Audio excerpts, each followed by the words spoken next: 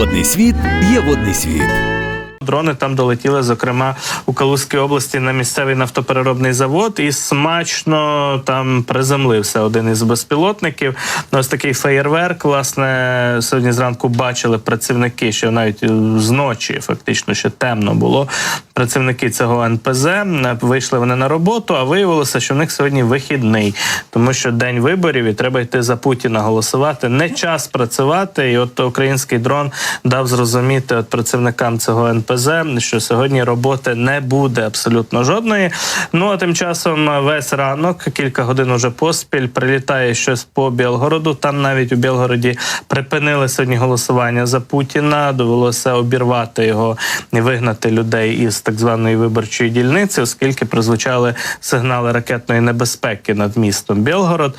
І от наслідки прильотів і моменти прильотів ми зараз спостерігаємо, бачимо із різних камер спостереження від місцевих мешканців Білгорода. Вони фіксують от удари по різних вулицях, вибито там вікна в багатьох будівлях. От ще один прильот, зафіксовано, пошкоджено фасади, це з якогось місцевого магазину хтось щось знімав. Ну і дуже багато таких от кадрів із Білгорода сьогодні з'являється. Росіяни, їхня влада стверджує, що якісь снаряди реактивні поприлітали по місту, стверджують, що це система «Вампір». От вони ще навіть не розібрали завалів і уламки не вивчили, а вже знають, з чого їх обстрілювали. Про вампіри не вперше російська пропаганда говорить.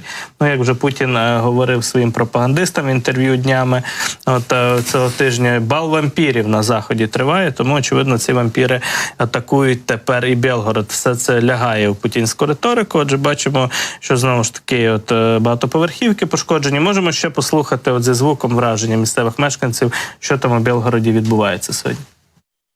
Короче, вот такие пироги. Спал. Вот, значит, как-то так. Вот, собственно, вот. Окна теперь у меня панорамные. И вот машина прилетела. Что-то не стало вот так нехорошо. Так. Итак, у нас действует ракетная опасность. В нашу арку прилетела. А дверь что-то не открывается. Ключом можно, точно. А ключом открывается. Отакі вони реалії Білгорода. Хтось радіє, що в нього панорамні вікна тепер з'явилися, хтось шукає шлях до бомбосховища. Ну і вже є повідомлення про те, що було перервано голосування саме, але його згодом відновили після того, як всі вампіри поприлітали по Білгороду. Наказала влада далі йти своїм рабам голосувати за Путіна от під цими обстрілами. Не знаю, яка там буде явка у Білгороді і який результат, чи буде він загалом від середньостатистичного по Росії відрізнятися якось, але очевидно, що сьогодні в Білгороді і завтра, і в Курську буде гаряче, оскільки продовжуються бойові дії там у прикордонних районах цих двох регіонів. От про якраз успішність цієї операції російських добровольців, які можна оцінювати вже на 4-ту добу від початку цих бойових дій, і про якраз обставини обстрілів Білгорода та інших міст, зокрема, про це будемо спілкуватися із гостем нашого ефіру. Петро Черник, військовий експерт, з нами на зв'язку. Пане Петре, я вас вітаю. Доброго ранку. Слава Україні. Героям слава. Ми спостерігаємо, що щось невідоме, там якісь невідомі об'єкти, чи то снаряди, чи то дрони по Білгороду прилітають. Що це може бути? Бо в росіян там своя версія, але вона ж може відрізнятися від реальності, від дійсності. Кілька дуже принципових акцентів. Ми дуже добре знаємо, що як акценти будуть розставлені у медійному просторі, так і воно все буде працювати. Перше, воює російський добровольчий корпус. Тобто російські громадяни вирішили нарешті зі зброєю в руках поборотися з путінським режимом. І це прекрасно, маємо зичити їм тільки успіху. Вони навіть задекларували марш на Москву. Сподіваємося, він їм вдасться. Це момент перший. Момент другий також дуже важливий. У світі дуже багато воєнторгу, і зброю можна купити будь-де практично за будь-яким кутом. Я свідомо так акцентую і роблю цей момент, тому що вони там застосовують, як вони там застосовують. Це справа виключно російського добровольчого корпусу.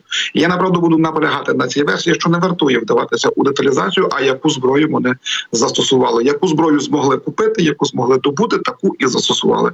Чим більше того всього буде застосовано, тим краще.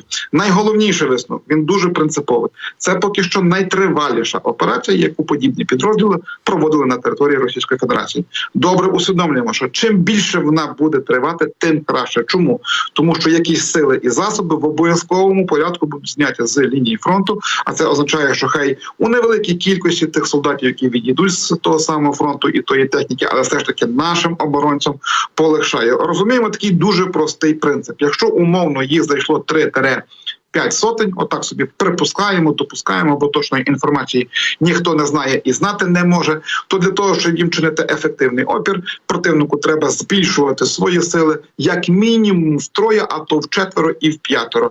Тому що цей російський добровольчий корпус на індивідуальному рівні – це дуже добре підготовлені люди. Отже, якщо є 500 чоловік, то треба, відповідно, росіянам до 1500 особового складу, а це вже 2 повноцінні батальйонні групи. А нагадаю, що повноцінна батальйонна тактична група – це щонайменше 33 одиниці бойової броньованої техніки. Не думаю, що там йде до танкових дуелей, але те, що отака кількість техніки буде відволікатися, то немає ні найменшого сумніву. Тому зичимо стійкості російським громадянам у відстоюванні того явища, яке, до речі, для росіян дуже дивовижне і дуже рідкісне, котре називається свобода. Ну і сам факт того, що в час голосування за фюрера, хай в невеликій локації, але ці вибори все ж таки зірвані, це колосальний йому іміджевий ляпас як такий.